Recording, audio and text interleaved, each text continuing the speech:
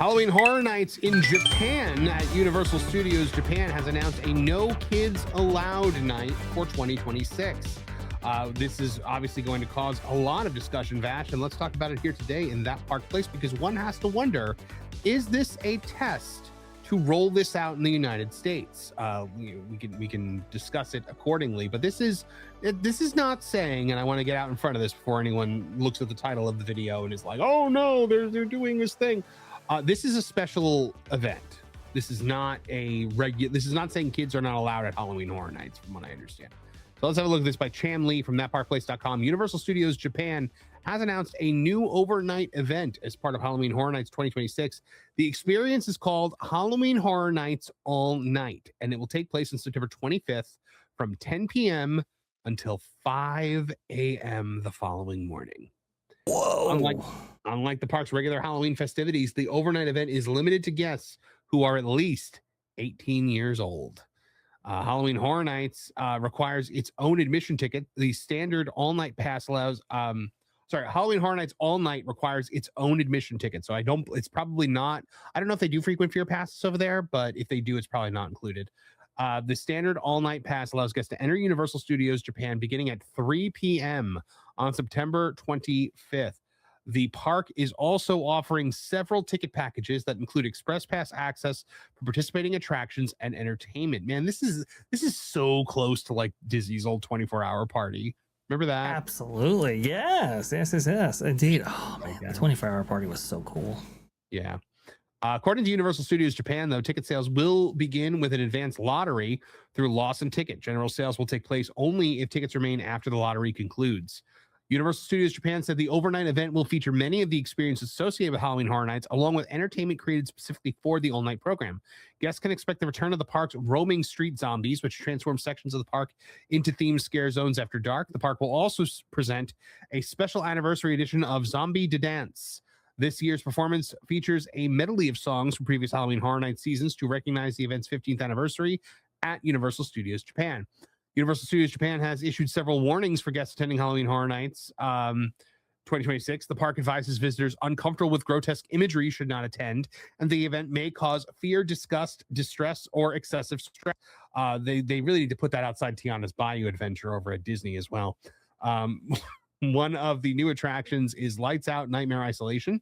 The R18 attraction will also be available during Halloween Horror Nights All Night, where it's scheduled as an overnight experience from 3 a.m. to 5 a.m. Participation requires guests to sign a waiver before entering, and an additional ticket is required. Whoa. Guests are warned they will be in a room by themselves, and they will be sprayed with liquid.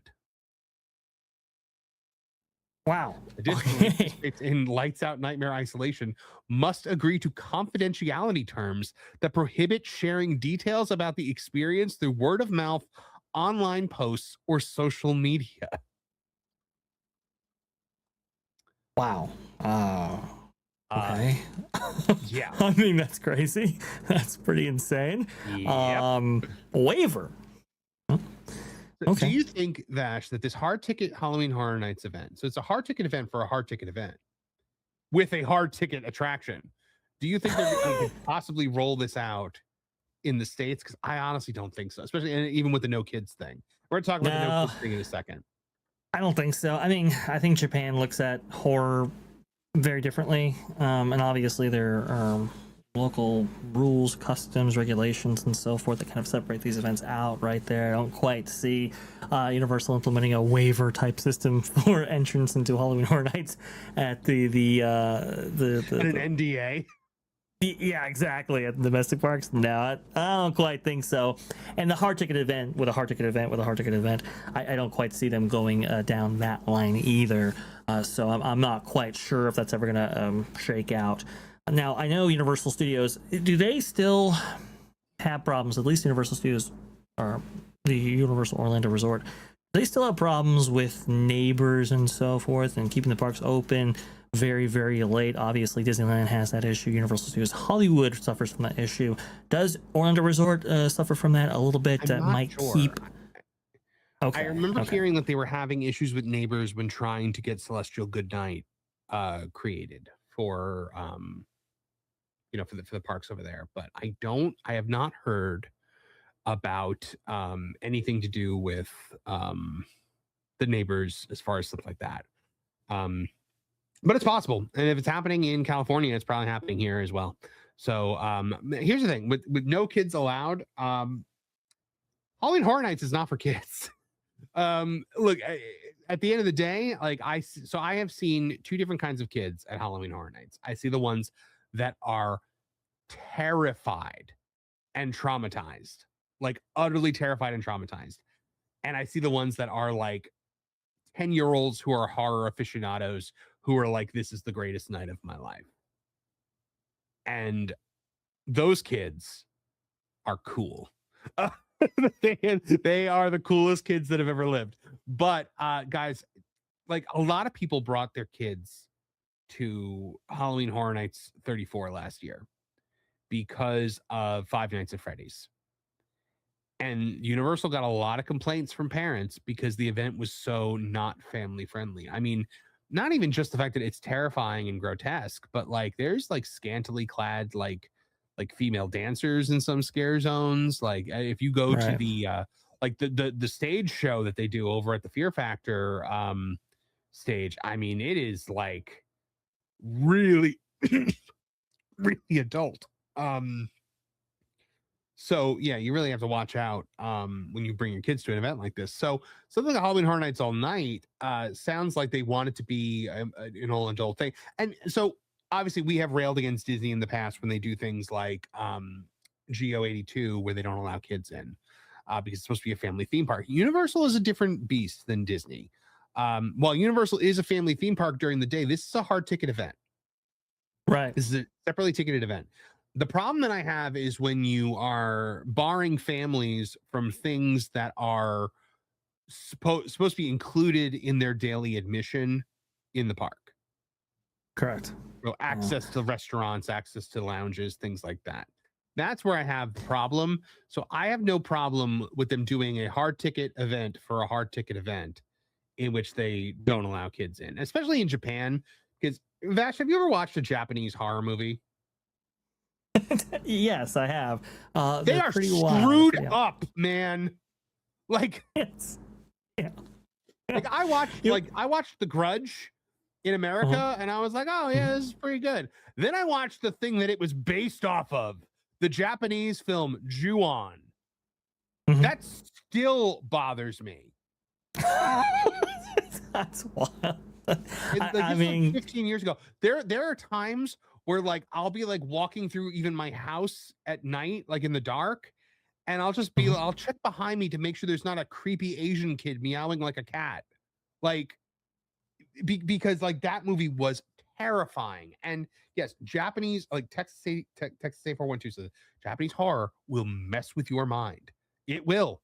It will. These people are crazy when it comes to horror. Like it will terrify you. And yes, Troy Gustafson, I have PTSD from Japanese horror movies. Like seriously. Emphasis on watching Japanese horror hits different, right?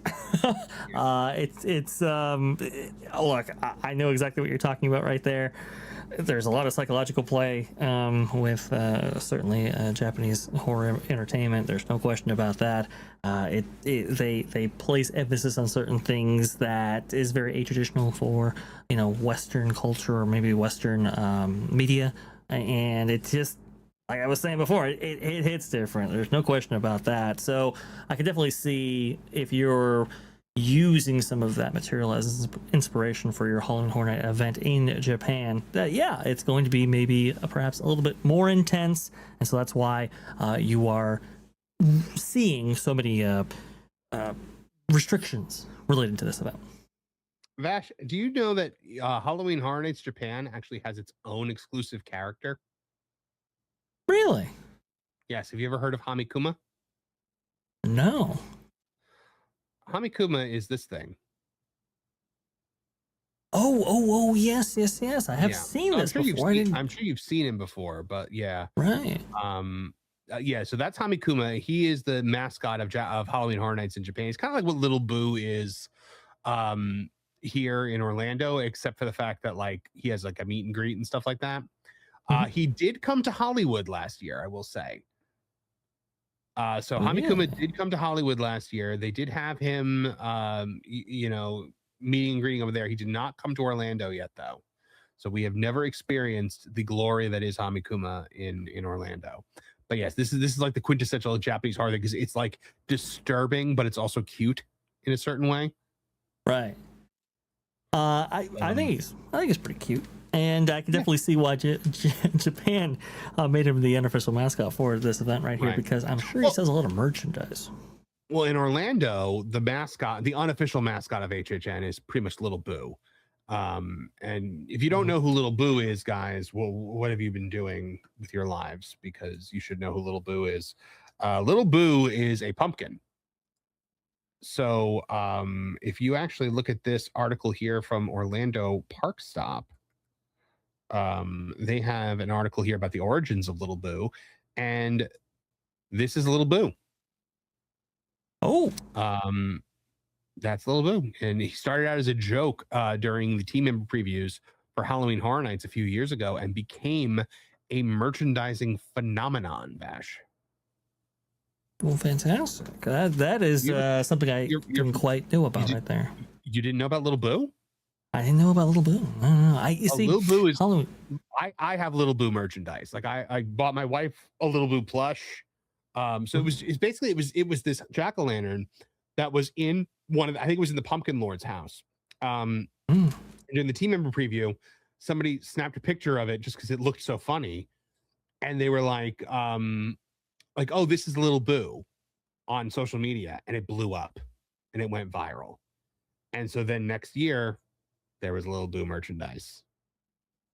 And I mean everywhere. There's Little Boo cookies, there's Little Boo shirts, there's Little Boo's plushes, there's Little Boo candles. Like he is all over Halloween Horror Nights. The only so the second year they actually put Little Boo, like they would hide him somewhere in the event. But I don't think they do that anymore. Because like last year I painstakingly went through when they did this one scare zone where it was like the cat lady. Mhm. There were all these jack-o'-lanterns in the trees, and I like painstakingly with my phone zoomed in on each one of them to try to identify where Little Boo was, but he was not there. Wow. I think they should have a Wow, Little Boo wow. meet and greet. I think they should just put the pumpkin on a pedestal and let people line up to like take a picture with it, Why not? because I think people would, especially if it's the original Little Boo.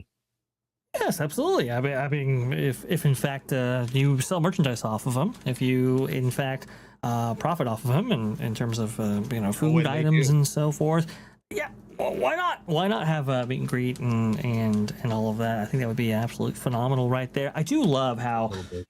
these parks, especially with these kind of these operations managers or the culture that erupts from some of these events is like park specific. I absolutely love that. Lean into that for sure. There's no question about that. Really bring that Universal out. fans I think it's love phenomenal. that, dude. Like they have on Christmas too. They have Earl the Squirrel for Christmas. Right. Yeah. Yeah, Earl the Oh, Squirrel was in their giant Christmas tree in the middle of Universal Studios. There was a squirrel that took up residence in the tree, like a real squirrel, and people on social media named it Earl the Squirrel and said he was the new Christmas time character for Universal. And guess what? The next mhm. year, there's Earl the Squirrel merchandise and plushes and T-shirts and a character meet and greet. Now he even has a girlfriend squirrel. I don't know her name. Maybe Pearl. I don't know, but it better be Pearl. It better be Pearl or like But yeah, Earl the Squirrel is a thing, just like Little Boo is a thing because they listen to people. Right. So there's one thing for Halloween Horror Nights this year with kids that gives me pause that the same mistake may be made again that parents made with Five Nights at Freddy's. What's that? There's a Fortnite scare zone this year. I saw that. Yeah, which I was very surprised by, Marvin, because we obviously know that I think Disney is bought in somewhat to Epic Games right there. Certainly, they've incorporated. I hadn't thought of that. Right? They've incorporated Unreal Engine 5 in multiple projects, including the Pirates of the Caribbean project that we were talking about before with the projected face, and also to the new version of Millennium Falcon Smuggler's Run. And they've been working with Epic for quite a while. So I was surprised that the first inclusion of Fortnite in a theme park was not Disney, Universal. Yeah, that is really weird. Like the storm is apparently going to like overcome the whole thing, and Right. yeah, it's going to be. And a lot of like Halloween Horror Nights purists are really against it. Like I've seen a lot of like really negative reactions about a Fortnite scare zone, and I'm like, man, it's a scare zone. Like who cares? Just don't walk through it if you don't want to go through it. Like I actually think it's a great idea. I can't wait to see what they do with it, because you always need to. So here's the other thing: if you are bringing your kid or maybe an adult that doesn't like to be scared to Halloween Horror Nights, because that's the thing when they're always like, oh well, like I'd go, but I don't want to be scared. You can now buy a glowing necklace or bracelet, which is but you have to spend money for it. But yes, Of course. which essentially tells the scare actors not to scare you. Yes. Yeah. I don't know if they'll work in a haunted house because they come out at specific times. I think they say on that specific item right there, because I did a story about that last year. If I'm not mistaken, they do say there's like a warning on there saying that, hey, this doesn't guarantee that you won't be scared, but this certainly lessens the likelihood. And I did see some influencers abusing that, like rubbing it in the scare actor's face and so forth. It was not the greatest look. But yeah, if you want to go ahead and keep down on the jump scares themselves, you could opt for that merchandise opportunity. Yeah. I actually had an idea, because I'm sure, for Park Hopping, we're going to be going to Halloween Horror Nights a lot this year. I wanted to do a thing where like you go into Men in Black, and whoever gets the lowest score on Men in Black has to wear the necklace and get made fun of all night for being like, oh, fragile cargo coming through here, folks. Like that's always been a thing I've wanted to do, but I'm nowhere near like confident enough in my Men in Black skills to actually do it and be confident that I'm not going to be the one that ends up, with that. So, all right, there we go, guys. Halloween Horror Nights Japan, an all-night event, a hard ticket event for a hard ticket event. Is it coming to the United States? I personally don't think so. Vash doesn't think so. What do you guys think? Let us know in the comments. Thanks for watching That Park Plays News. For more information, consider checking out www.thatparkplace.com. And don't forget to subscribe, share, like, and send this out on your favorite social media accounts.